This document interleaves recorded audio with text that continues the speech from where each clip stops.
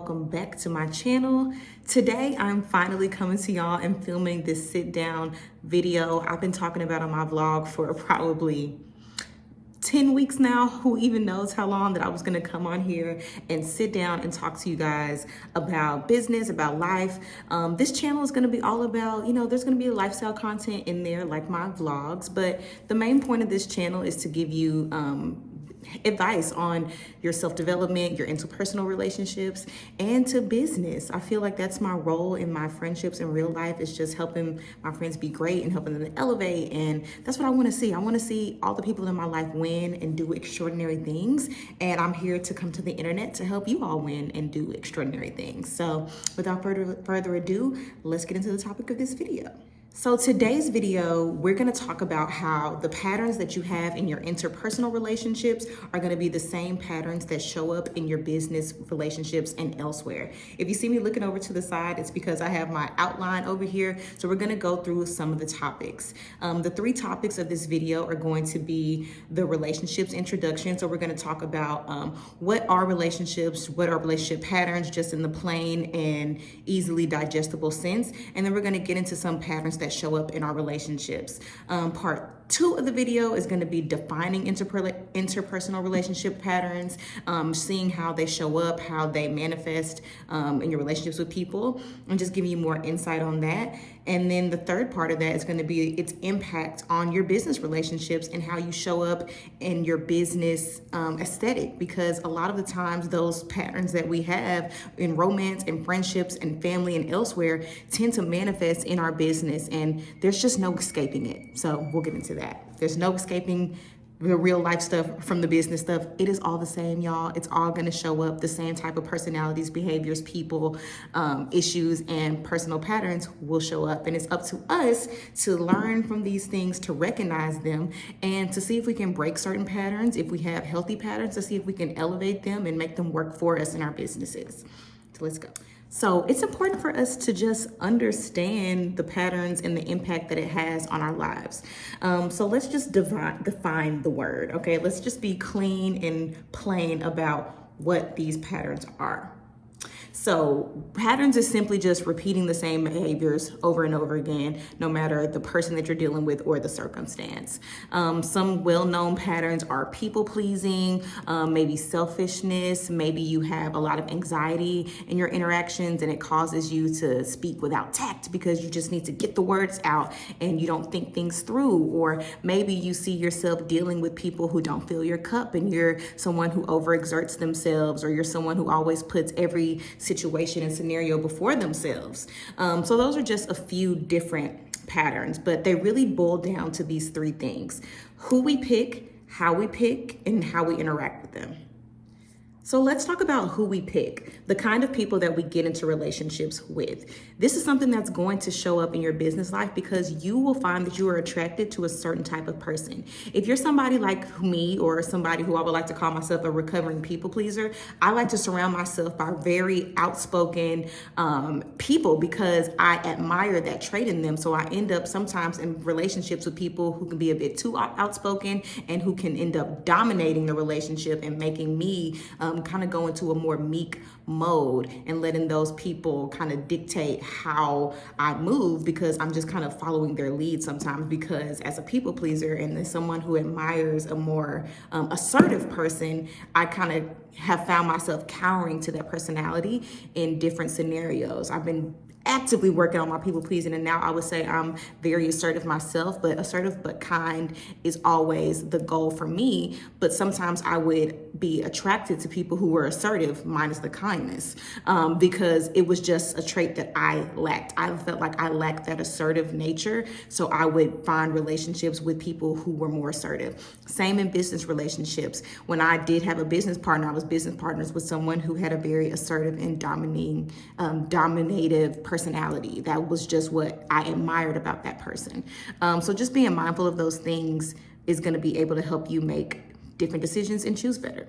So the next phase of that is how we interact with those people. When you see somebody with certain traits, or when you put yourself in a space to be attracted or to pursue certain personalities or certain traits in people, how are you in those interactions? Do you feel like you're able to show up as your full self? Do you feel like you kind of shrink yourself in certain environments? Do you feel like you're able to thrive in certain environments and certain interactions with people? Be aware of how you behave and how you interact with the type of personalities that you're surrounding yourself with. The last part of the pattern is how we let them treat us.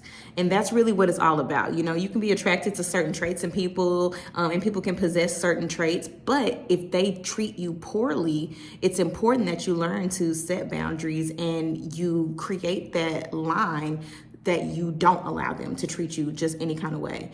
And if they do, or if you do have a tendency to be in relationship, whether it's professional or otherwise, with people who treat you poorly, it's important that you learn to set up boundaries. And once those boundaries aren't respected, if they're not respected, you need to have the wherewithal to walk away. Or if people do respect your boundaries, you'll leave a situation feeling much more confident that you stood up for yourself and you were true to your most authentic self and what made you feel good. In saying all of that, patterns can be both good for us and bad for us. It really depends. You can have a pattern of showing up in situations and being courageous. You know, you could be a daredevil. You could be somebody who's not scared of anything. And in your relationships, you come in full force. You say what you want to say. You speak your mind, and that's your pattern. That's a positive pattern. But you also could have a pattern of codependency. You can have a pattern of shrinking yourself. You can have a pattern of not showing up as your most authentic self and people pleasing, and, you know, becoming the version of yourself in relationships that, you know, makes the other person like you, or kind of overexerting yourself and going above and beyond because you think that's what's going to gain someone's approval. That could be your pattern. So just recognizing the good and the bad, just like we say in the spiritual world, you know, take what resonates, leave what doesn't. If you feel like a pattern of yours is serving you, then hold on to that. But if you see that there's a pattern of yours that shows up in relationships and it harms you and it makes you feel like you're not being your best, then those are patterns that we need to actively work on. All right, so let's get into how these patterns show up in business. We're gonna start with a few examples of other pattern styles. So let's start with communication styles. What is your communication style? Are you someone who says what's on their mind and has the tact to do so? Are you someone who is passive aggressive and may hint that there's something wrong, but not the type of person to just come out and say it?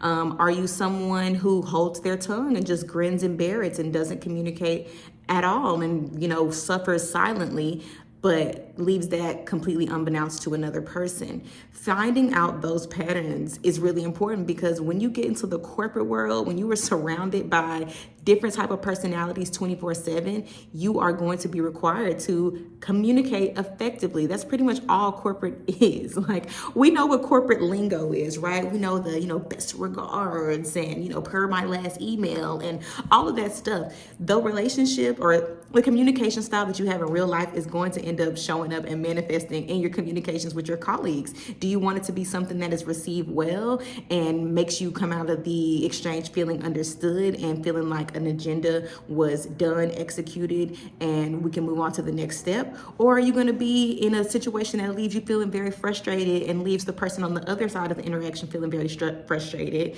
and now you're butting heads and you have a work beef? You know, we don't want to do that.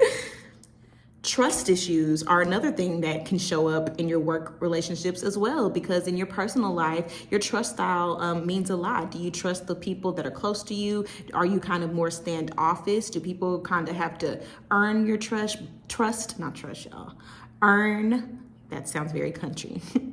Earn your trust before you are able to really bond with them and expose yourself? That's something that's going to show up in your work relationships too.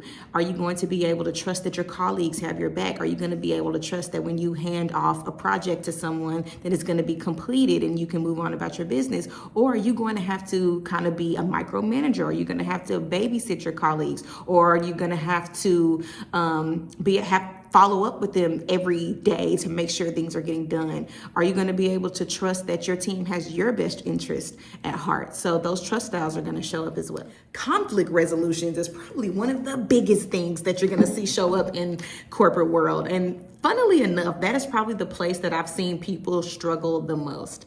I have found that people do not want solutions to problems. And that's a very broad statement, but that is just something that I've discovered working in the business world. Most people just want to vent their frustrations, but not a lot of people are solution minded or solution oriented. A lot of people just want to be heard. And that's a piece of it. Like, it's good to want to be heard, but the part of it that makes the interaction complete or that helps you be able to move forward in the relationship, because again, we're all working together, y'all. These people are not going anywhere. You have the power to evict people from your life. If there's a work environment that's no longer serving you, then by all means leave. But if you're at a place that you see yourself long term, you're going to have to learn how to have healthy conflict resolution and to not be afraid of conflict. Conflict is going to happen in the workplace because just like all of the reasons that I mentioned before, we're all so very different. We all have such different personalities, such different patterns in how we communicate, how we trust, how we express ourselves, how we show up in business and at work.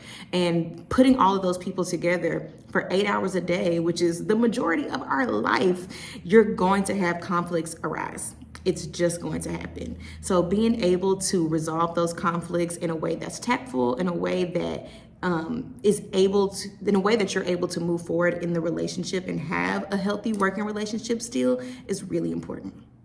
The final part of this conversation is about recognizing and breaking the habits. So we talked all about specific type of communication styles, trust styles, patterns that we show up in relationships. Once you reflect on some of the topics that we've discussed today, do any of these things resonate with you? Do you feel like there is room to improve? Are you seeing some of those patterns show up in your work life? And is that something that you want to challenge in 2024? Is that something that you want to overcome? Do you want to have healthy boundaries or healthier boundaries in your workspace? Do you want to have healthier boundaries in your interpersonal relationships? This is the time to really reflect and figure out, as we go into this new year, how we're going to go about this, how we're going to fix these things, because thankfully we're not stuck. None of us are stuck. We are evolving creatures. We are sponges. We absorb new information and new modes to be different every single day. And it's important for us to identify the spaces where we need to improve and be honest with ourselves and put an action plan together to start making some of those improvements. All right, y'all. So that concludes our first sit down video.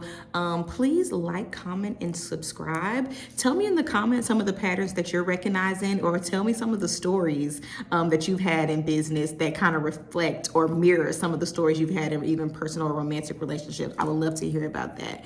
If you want some help and support in your business, I am an operations consultant. I'll leave the link to the information on how to book free calls with me in the bio. I'm here to bring your life more peace and efficiency. I'm here to make the day-to-day of your business run smoother so that you can focus on the things that matter, like bettering yourself, spending time with your family, enjoying good food, and just having a good year and a good life, y'all. That's all what it's about. Balance, peace, and profits, of course, because we're here to make money at the end of the day.